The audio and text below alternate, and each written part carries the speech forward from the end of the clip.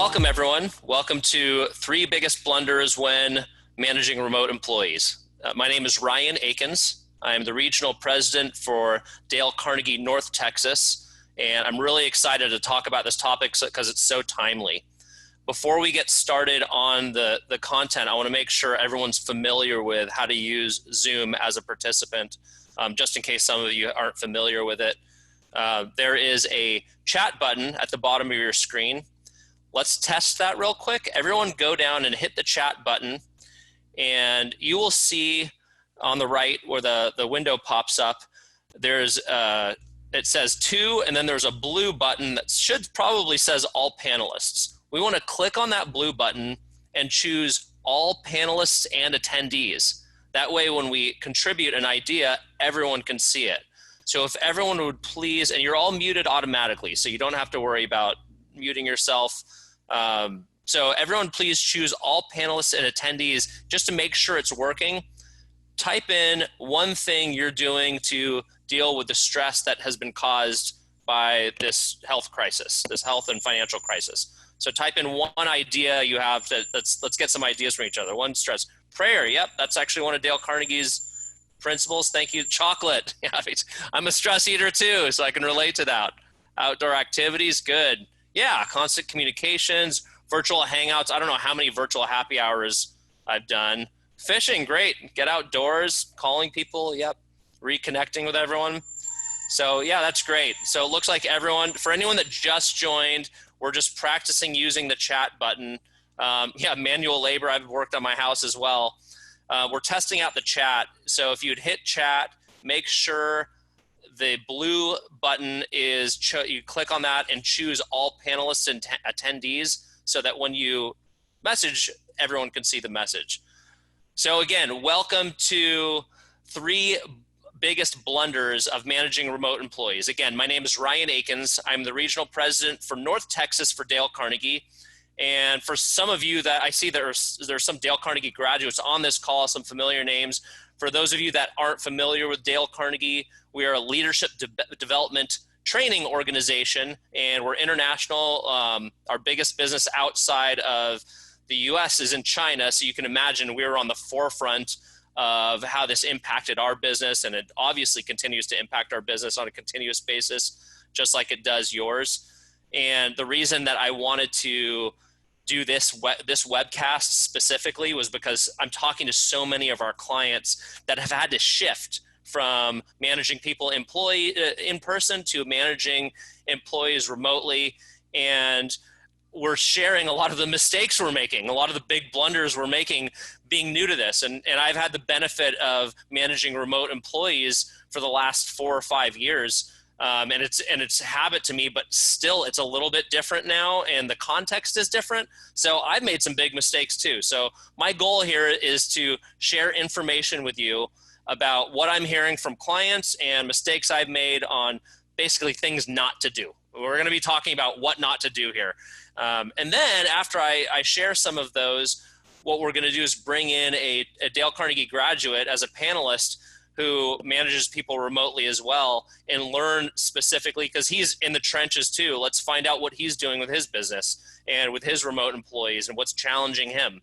And we'll leave a few minutes at the end, hopefully 10 to 15 minutes for Q&A. So if you have a question, please do not type it in the chat. There is a Q&A button at the bottom of your screen. Click on that Q&A button, type your question in there in the Q&A, and we'll get to it at the end. And that way it doesn't get lost in the chats. So I'm really excited to be here. So let's start with a poll. Let's just find out. So, all of us as leaders are challenged right now to keep our people engaged. And what does engaged mean? It means that they're putting 100% of their effort into the goals of the organization, the mission of the organization, and there's a lot of distractions right now. So it's more challenging than ever to stay engaged and for people to stay engaged. So I'm just curious. I want to know from your perspective and your teams, how engaged are your people? So I'm going to launch this poll, and let's just take 30 seconds. So there's 58 of you on the call right now.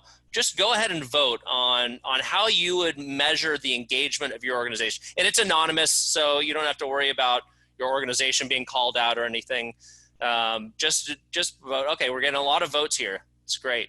And I'll reveal in about another 10 seconds. It looks like everyone's almost finished voting. Good. Good, thanks. Yeah, this is really interesting. Okay, I'm going to end the poll. Anyone? There's about 10 more that haven't voted yet. How engaged are your teams since the COVID-19 crisis? We're very curious to find out. We have 50 votes so far. All right, I'm going to end this poll and just show the results. Actually, this is outstanding. I mean, the fact that no one said that their teams are disengaged, which means mentally checked out. I mean, I think it's a reflection of the people on this call, because the type of people that attend these webcasts are typically very committed to leadership and being great leaders. Or the alternative is everyone's delusional. And so I'm sure that's not the case, though. But yeah, partially engaged people are those people that punch in and punch out.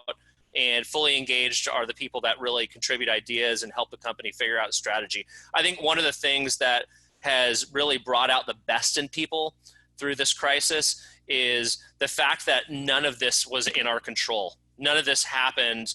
None of this happened in our control. And so we're all working together as a society and as organizations to push through it. I know I've seen it in our organization, just people banding together to solve the problem. And it's kind of a survival thing, right? We're all trying to survive through this to get to that other side, whenever that is, whether it's in May or June or July, or no matter how long this downturn, the economic downturn takes after we solve the health crisis.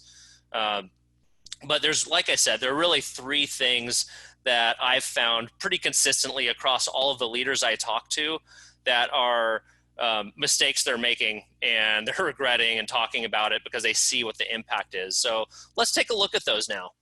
So the first, I'm going to share screen here. Okay. So the three biggest blunders. First one is a business as usual mentality. And this can happen really easily. And again, if you have a Q&A about anything I say or a conversation with our guest later, put it in the Q&A. That way we make sure to get to it. If you put questions in the chat, then it may get lost in the chat. So Q&A, but business as usual mentality. And what I'm talking about here is great leaders are learning that in order to keep their people engaged and continue to keep them motivated to work, they can't just act like nothing's wrong and pretend like nothing's wrong. And just an example of that is how we start meetings. So we're starting meetings with a group of people, and do we dive right into the agenda? What I'm finding a best practice is to say, hey, before we get started here, I just want to go around and find out where everyone's head is at. Like, how is everyone doing emotionally, mentally through this? And I know a lot of us as leaders feel really uncomfortable getting that personal with people, but the reality is it shows that we have empathy and we care. And if we can demonstrate that empathy, people are going to be more willing to go the extra mile for us. Because otherwise, if we don't ask that question, people might assume that we don't care, and all we care about is organizational goals or keeping sales high or keeping client turnover low and keeping our cash coming in the door. And the fact of the matter is, when people think that matters more to us than what's going on for them personally, they will disengage. I guarantee it, and they'll start checking out. I'm not saying they're going to start looking for another job, but we're talking about remote employees. There's plenty of ways that they can disengage without us even knowing it. And the same goes for conversations with individual employees. I mean, it's so important now that for our key team members, we schedule and maintain a cadence of regular one-on-one conversations. Those one-on-one conversations are critical. I remember reading the book, Virgin Way, Richard Branson's book, and he said he wrote that he never missed an opportunity to have lunch with a key employee. Well, we're not able to have lunch with key employees right now, but we better be connecting with them one-on-one for a couple reasons. Maybe they're going through something personally that they won't talk about in team meetings. And for us to check in and say, hey, how's your family doing? Everyone healthy? And I have one team member that's dealing with the quarantine of her dogs because her dogs got bit by a bat. And I would never know what's going on unless I asked, hey, how are you doing personally at home? I mean, you're at home all the time. And she's dealing with a lot of complicated stuff with her dogs right now that I don't have a dog. I can't even imagine having that distraction while I'm trying to work. But asking that question, finding out what's going on, gives me a context for the rest of the conversation. So like knowing what people are capable of and where they're at right now emotionally is really critical. And that's really key. That's a key blunder that people are making is just acting like everything's the same and conducting meetings the same way. Make sure to check in and find out how people are doing personally. So the second one is trying to enforce work hours. And it's so interesting that this topic is becoming so top of mind for everyone. Because let's face it, so some of us that have hourly workers, they come, they punch in and they leave at a certain time. Maybe they work, 8 hours a day or 9 hours with a lunch break. And right now there is no possible way, in 95% of the cases, there's no possible way to watch what they're doing at home. And so trying to enforce work hours and checking on people and saying, what are you doing right now? Or give me an hourly report. It's really not a realistic way to manage people because the reality is they're not going to be working consistently during the day when they're at home. They have distractions. They have to grab groceries. They have kids at home probably dealing with homework issues. I have 2 daughters. They're asking me for help with their homework. And I have to take care of my family. And for most people in the world, family is going to come first. So trying to enforce work hours is really just it's going to frustrate us more than anything else. And we're not going to get what we want. We're not going to get the information we really want. And so it's more critical than ever in establishing metrics so that we can see if people are getting things done or not. Not hourly, but actually metrics, activity levels. So we can track, whether it's number of phone calls or tasks that we need to accomplish, or if we set objectives for the week, making sure that the people on our team are getting those objectives done for the week. Well, they may do it off hours. They may have to do it after hours, but that needs to be okay with us right now. And in fact, in our program, our training program, Leadership Training for Results, we talk about metrics as the most important way of holding people accountable. And so now it's more important than ever. So using metrics instead of thinking about the hours. The third blunder is coaching employees in writing. And this happens in any environment, right? We're used to texting and emailing now more than ever. And one of the challenges is we're trying to save time as leaders. We're trying to get things done quickly. And if someone makes a mistake, it's really easy to shoot them a text and say, hey, this is something that you did wrong. Please do it another way. Here's the problem with written communication. And this problem is not only in a crisis, this problem is all the time. We can't read tone, right? I Googled the average length of an English sentence a while ago, and I think it said 14 words in an average English sentence. So we write a sentence with 14 words in it. I think there's less than a 7% chance that they will emphasize the same word in the sentence that we will emphasize. And so I'll just give you an example of that. So let's say I write the sentence, I didn't say she stole that money. So depending on what word I emphasize in that sentence, the sentence has a completely different meaning. Just as an example, I didn't say she stole that money.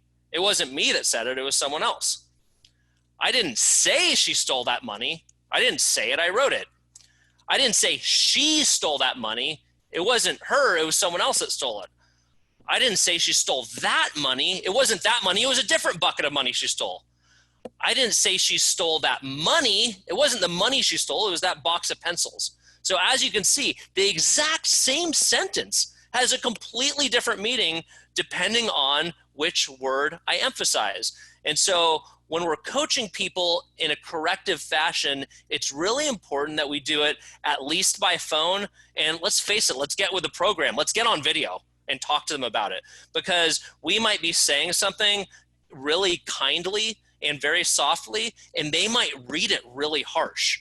And so now more than ever, so we have so many remote employees, it's more important than ever that we do our coaching with voice on the phone, preferably on video. And then I understand HR issues, big companies, all that stuff, you follow up with an email. Because if we follow up with an email, hey, as discussed, here's what we talked about. There is a paper trail. If it moves into a situation where we have to remove the person, we have that record. But they're not going to take that. They're going to take that email as just a confirmation of what you talked about, and they will already read it in the tone of your conversation. So those are the 3 blunders that we've seen people, and I've heard people experience the most and actually do the most, and I do them too. So I'm not above it or anything, but it has to be, we have to be aware of it, right, to get good at it. And so we're going to bring in the guest speaker or a guest panelist in a moment. Before we do that, I just want everyone to be aware that Dale Carnegie does a ton of online training.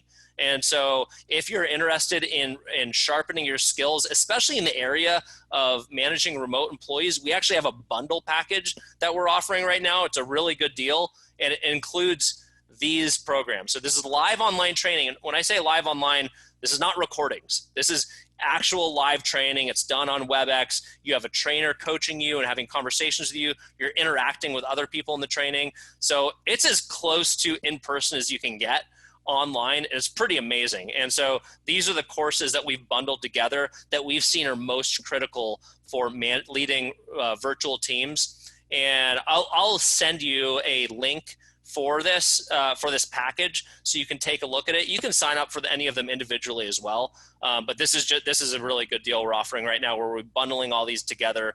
And if you have, let's say, 5 or more leaders on your team that want to get this package, let us know and we can get you, there's group discounts and stuff involved.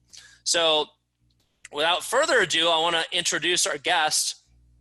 So our guest is a Dale Carnegie graduate and a high impact presentations graduate. And so he's graduated from 2 of our core leadership programs. And at one time he was on the Dale Carnegie team while he was in college. He graduated from UT Dallas. He got his master's in finance at USC. Go Trojans. I'm a Trojan myself. And ever since, he's been working in Oakland, California at a startup company called, Boxbot. Boxbot is a company that is trying to solve the problem of delivery in that last mile of delivery. And so it's really forward thinking, and everything from automation to warehousing and how products can get to people that order products that last mile, because that last mile is actually the most expensive mile of delivery. So he's trying to solve these problems. He manages remote workers. He always has. He has over 30 remote workers right now. And so let's hear about, let's welcome him and hear about his experience. So let's welcome Grayson Morgan. Come on in, Grayson. Hey, Ryan, how are you? Hey, how's it going, buddy? Good to see you. Good to see you. So as you all can see, Grayson is in beautiful California right now, where the sun is always shining and the water is always blue. So thanks for the background, Grayson. It reminds us that there is still beauty out there, even when we're trapped in our homes. Totally.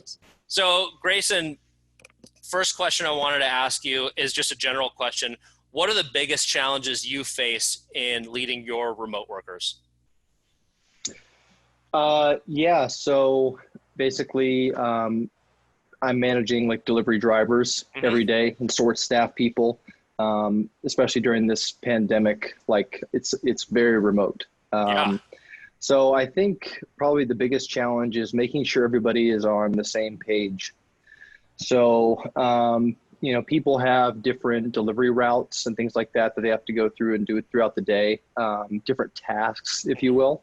And I think it's just making sure that everyone like knows what they're doing.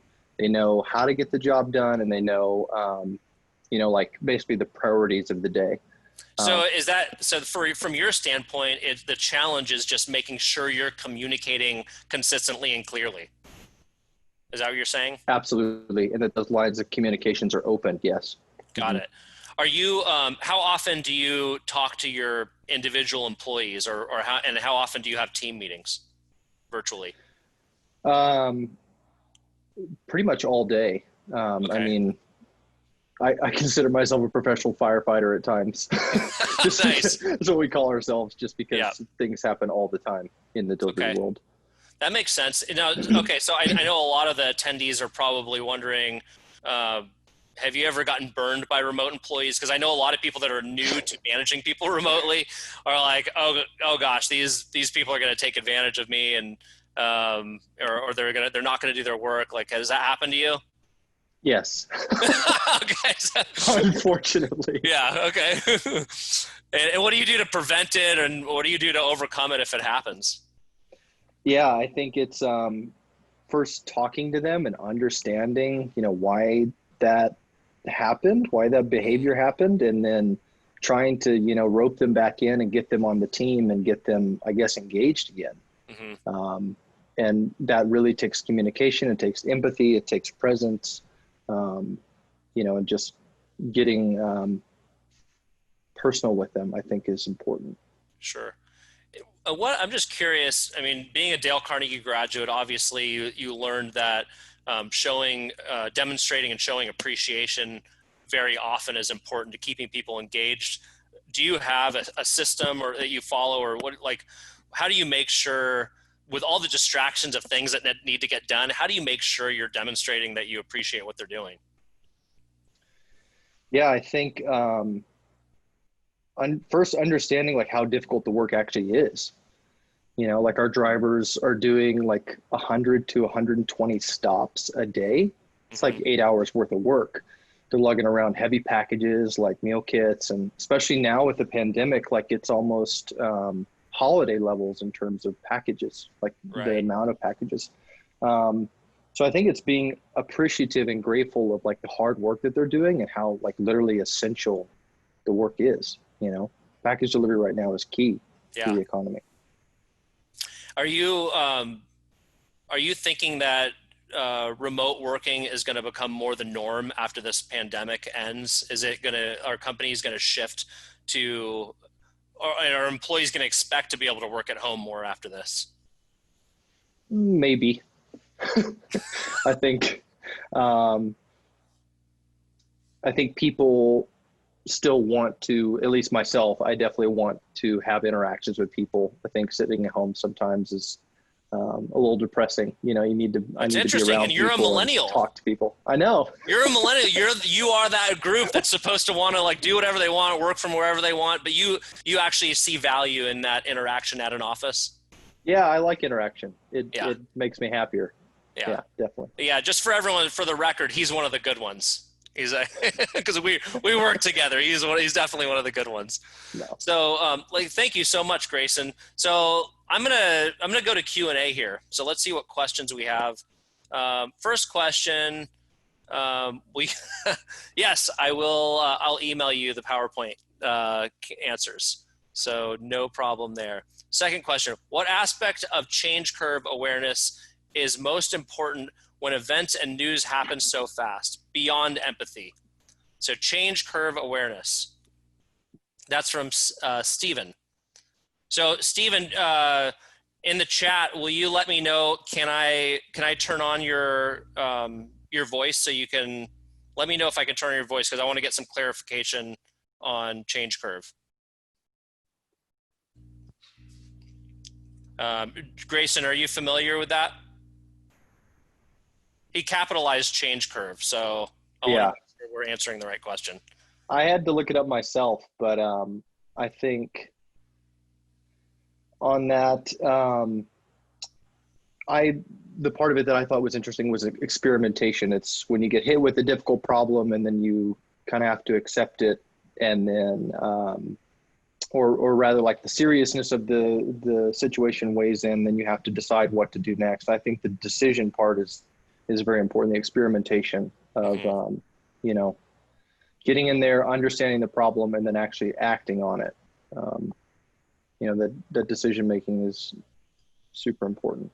Yeah, and I think about, you know, when you mention events and news happening so fast, I've talked to employees at companies who aren't hearing anything from senior management, and I think that's disastrous to employee engagement. I mean, when you have when everyone right now, every individual contributor is worried about keeping their jobs right now, and people want to know what's going on, and so I mean, like, we have regular conversations with all of our team members on our team about the state of the business, how we're doing from a cash perspective, what actions we're taking to make sure we all get through this.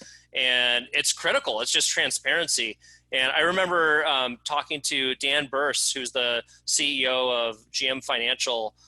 This was a few years ago, our conversation. He told me about the last financial crisis, about how he was communicating consistently throughout the financial crisis, 2007, 2008, and had to lay off a lot of workers. But as GM Financial regrew, they were able to hire back thousands of workers that they had laid off. And part of that is because they still wanted to work for GM Financial because they felt like they were treated fairly. And so I think communication from the top is absolutely critical. So next question, do you have regularly scheduled video meetings with key team members? Grayson, do you? Absolutely. Yeah. Almost every day. Almost every day. So yeah. So, and for me, it's at least once a week, per key team member. Absolutely. It's very important. Charles, specific ideas to show appreciation. I'll take a crack at this one first. We have core values in our organization, and I do emails recognizing people that are demonstrating core values. And I CC everyone in the organization, or say, hey, I get very specific. It's not just, hey, attaboy, you're practicing Dale Carnegie principles. You know, it's very specific what I saw them doing and thanking them for demonstrating the core value, and then relisting all the core values, keeping those top of mind to show appreciation. What about you, Grayson? I think the easiest thing I can do is just buy food for people and you know, make sure that they're taken care of. Like making sure that they have their lunch is a huge like weight off their shoulders. That's great. I mean, there are consultants that's all they do is consult with companies on how to reward people and show appreciation to people. It doesn't have to be something expensive. It's, you know, in the Dale Carnegie course in session 7 of the 8-week course, we actually train our participants on a way to express recognition to someone the right way. And I'll give you the whole formula, but part of it is being specific about what they did right. And the pat on the back doesn't mean much, especially if you're the type of manager that does it every day. It starts to lose its meaning. But if you're recognizing people for something they're doing really well, being specific about what they did well, and by all means, do it in front of the group. Do it, and you know, whether you're on Slack or Microsoft Teams, recognize people in front of everyone, so everyone can show appreciation. People like to be recognized in public. Next question what are some tips to maintain productivity of the team? Is lower productivity to be expected? It's a tough question to answer. It really depends, doesn't it? I think lower productivity right now should be expected. And I was talking to one Dale Carnegie graduate who said that their manager is hammering on them. This person's on a sales team, hammering on them because they're not meeting sales targets, these targets that were actually set before the crisis. And there's no better way to irritate your employees than that type of behavior. Setting expectations correctly. And I get it. It comes from the top, right? The top has to set expectations realistically, and then the managers below the very top are going to act accordingly. But setting expectations realistically, people are going to work hard, but I think, realistically, there's going to be an adjustment period if they're working from home. And some people are just going to have too many distractions at home. to be as productive as they would be at the office. It's just the reality of it. There's no daycare right now. There's no school. Like if you have kids running around, there's no way to be as productive unless you can lock yourself in a room and like make sure no one knocks on the door all day, which is, how many people have that, right? What do you think, Grayson? Yeah, I think communicating like where we are in this state of affairs and saying, like this is tough right now, but this is also there are opportunities to like innovate, move forward, and kind of catch ground in this kind of dead time. Mm-hmm. So I think that's pretty inspiring. That gets people rallied. Yep. Yeah, definitely. Next question is, should mental health for staff be the first priority working remotely during a pandemic? Grayson, you want to grab that one? I think absolutely. Yeah. I think it's super important to understand where people's heads are at right now. Yeah. I mean, that's one of the reasons I always ask, how are you doing with all this? And, if they give me a quick fine, I'm like, no, how are you doing? Right. And I've forgotten too, there was one team member I was talking to this week where I got on the phone with her and she's a consultant for us. And I started talking business right away. And I caught myself. I said, hold on a second. I really apologize. How are you guys doing? It's okay to correct yourself and ask that, but it's important to know, right? And not only it's the right thing to do. It's not just about getting productivity out of people, right? People are under a tremendous amount of stress. They might have family members sick. Making sure that we're sensitive to that is really important. I mean, I had one team member whose relative went through cancer, and it was really and this was one of my most productive employees. And I had to tell myself to back off for a while and let that person deal with their family issues, because I know that that's the most important thing, right? I know it's the most important thing for them. And for me as a leader, it's the most important thing for me that my people are okay. And when they came back from that, and thankfully it turned out well, and when they came back, they had their best year ever after that. And so being sensitive to mental health during this time is absolutely critical. So with more people seeing the viability of virtual meetings, do you think this will become more the norm once social distancing eases? I think so. I mean, I think that once people realize, I mean, there have been a lot of people that have been forced into this, right? We've had Zoom for a while. We've had Skype forever. So those of us that have really enjoyed that kind of stuff and being on the cutting edge, we've been doing this for years already, right? And now there's a group of people that have resisted it, that are absolutely forced to use it as an alternative to travel and as an alternative to in-person meetings. And we've done our team meetings every Monday on video for several years now. And it's like, why make everyone drive to the office?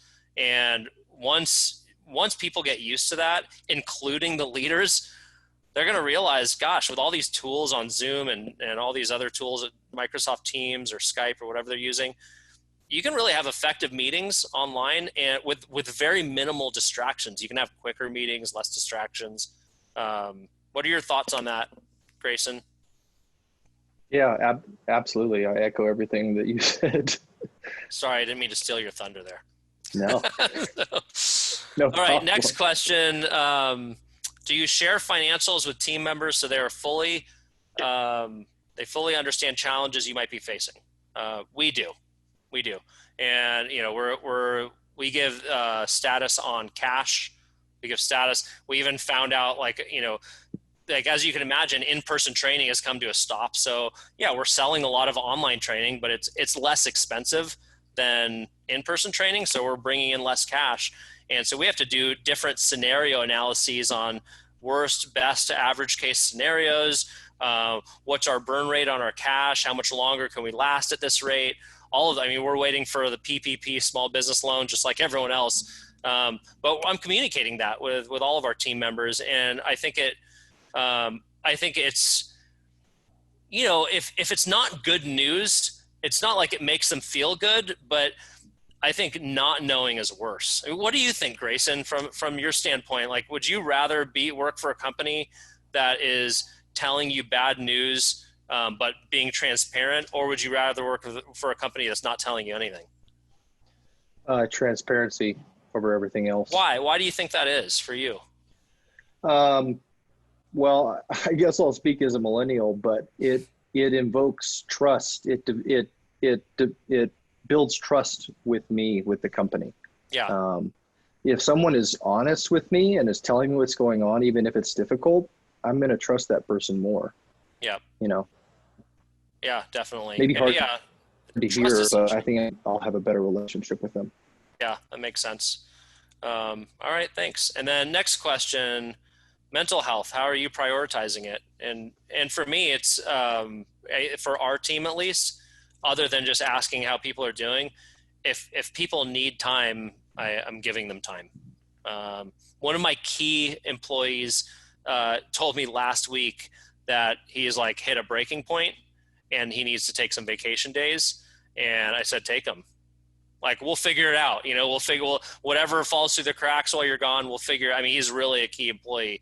And I think you got to give people space and time to do what this economy has been on fire for 10 years. We've all been working really, really hard. And everyone needs to know their own breaking point, first of all. So it's not our responsibility as leaders to decide what that point is for each person. But if we're not asking them, they're not going to tell us. We really need to prioritize it and give them the space that they need. Okay, so how do you handle the leaders that have always had the butt in the seat work equals working old school mentality? Grayson, how do you handle those leaders? So this sounds like it's coming from an individual contributor that's like having to deal with a manager that's not being extremely supportive. What do you think? That's a tough question. I think part of leadership and management is like understanding how people work best and then getting them to do that. So if some people, their style works better not butt in the seat, then that needs to be capitalized on, I think. Yeah, and the reality is that manager is like a fish out of water right now, right? Yes. I mean, they don't have a choice, right? They don't really have a choice right now. And if they're forcing people to come to the office, well, that's a much bigger problem for them because it's a liability. But I think you're right. I think what I've learned over the years in allowing people to work remotely is some people work so much better from home than they do in the office because they have no distractions and for what they need to do. And having that flexibility is, for a leader, is just a necessity right now, right? And if you're dealing with a manager that is that doesn't see that, there's plenty of data and articles and case studies that can support a work from home environment. But there's different philosophies around it, and I think for some businesses, it's right. And here's another question: how do you deal with micromanagers? We have in the Dale Carnegie course, we teach people how to manage stress in high pressure situations or high pressure environments, and we always ask people who, raise your hand if you experience stress. And then we say, well, if you're not raising your hand, you're probably causing stress, right? So we're either experiencing it or we're causing it for others. So dealing with micromanagers, ultimately, if you work for someone that's a micromanager, you're going to have a candid conversation with them and just say, hey, I'm working really hard from you. It sounds like you don't trust me. And so can we talk about what we can put in place to make you comfortable that I'm doing what I'm supposed to be doing? But micromanagement it's all about trust, right? Like reducing micromanagement. If we're a manager and we trust someone, then we don't feel the need to micromanage them. I get it. Some people are just wired. They want to control everything. But again, this is one of those environments where they're a fish out of water. And but check out, we do have a free a free recorded webinar on handling stress in a crisis. And I would tap those principles if I were you, because sometimes there might not be anything you can do about your micromanaging boss, but you can manage yourself through it. So here's another question: what are some habits? What are some habits you can suggest for those not familiar with working from home? Grayson, you've worked remotely for a while now, right? Mm-hmm. Like, what are some habits that you've developed to make yourself really effective in working remotely? For me, I worked remotely for you even for a while. I remember when I was doing inside sales at Dale Carnegie. Yeah. I think for me, it's about short bursts. So I just get in and I work and then I just take a break. I know when to take a break and when to relax. And I kind of give myself like timings during the day to get stuff done by a certain time. But, taking it at my own pace is super important for me. Yep. Yeah. For me, I set alarms throughout the day on my phone for every meeting. So 5 minutes before every conversation I'm scheduled, because otherwise I can get distracted and miss a meeting. So that's a habit. Every morning I look at my calendar, I Siri set alarm for 2:00, set alarm for 3:00 or 1:55, 3:55. I have alarms set 5 minutes before every meeting, so I don't miss it. For me, that's been a best practice. And also scheduling downtime throughout the day. Dale Carnegie said in How to Win Friends and Influence People, in his book, How to Stop Worrying and Start Winning, or Start Worrying and Start Living, he said, rest before you get tired. So it's really important that we don't burn out, because working at home, I mean, some of us will just work from the time we get up until we go to sleep. And that's not sustainable for 98.9% of people. And so making sure we factor in and budget some time for just taking a walk outside, just reminding ourselves that we're human and we're not robots. I wanted to just say I saw a message from one of our panelists, or one of our attendees that works at GM Financial. Dan is still communicating regularly. That's Dan Burst, the CEO of GM Financial. So that's great to see that he still practices that. And another person just said, I've been asking my team members at the beginning of every interaction, how are you? 1 means you're so relaxed you kick back at 4 with a glass of wine, and 10 means you're about to run out of the door screaming. So yeah, you can make it fun, right? Make it fun and funny, and your interactions with your employees, definitely. So that's great. And then, so another one, any tips on helping us plan for the transition to getting people back to the office when the pandemic is over? I'm brainstorming maybe a work from home day option, but I work in a collaborative environment where it is really great to have the team together in the office learning. So Grayson, will you take that one? Yeah, I think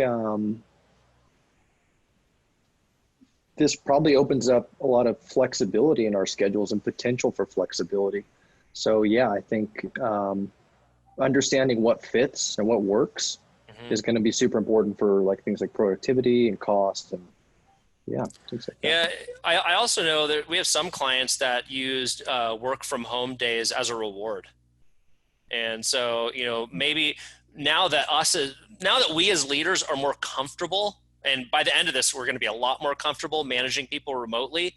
What a great carrot, right, to offer for performance, and say, hey, if you hit these certain hurdles or you get these projects accomplished, you get to work from home, on Friday, or for 3 days this month, of your 3 days of your choice this month, because we're going to get more comfortable holding people accountable and making sure we're monitoring performance from a metric standpoint.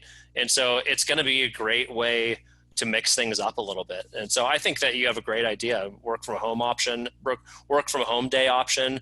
And collaboration can happen in a lot of different ways. I mean, there's all these tools like Zoom, and we use Microsoft Teams, but I know a lot of my friends that are entrepreneurs and own companies, they use Slack. And so there are so many tools to collaborate right now.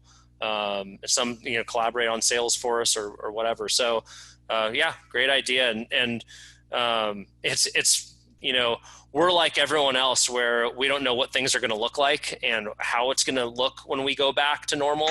And so it's really hard to imagine, but this is the time to think about ideas, right? This is the time when we have that space to think of ideas like that. So thanks for that question.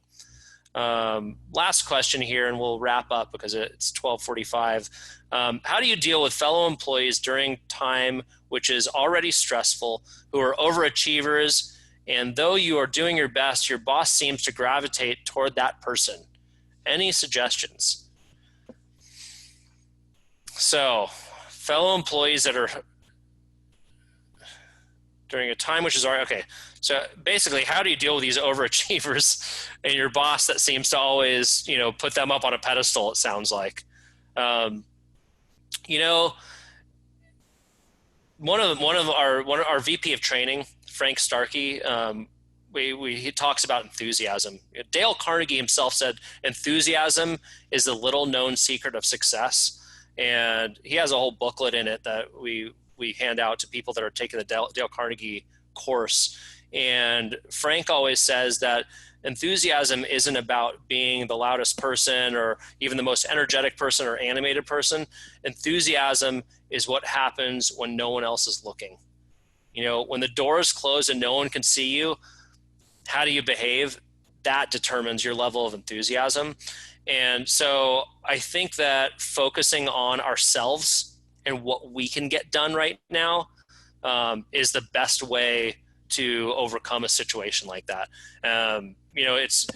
It's really challenging when someone is kind of showing us up or making us look bad.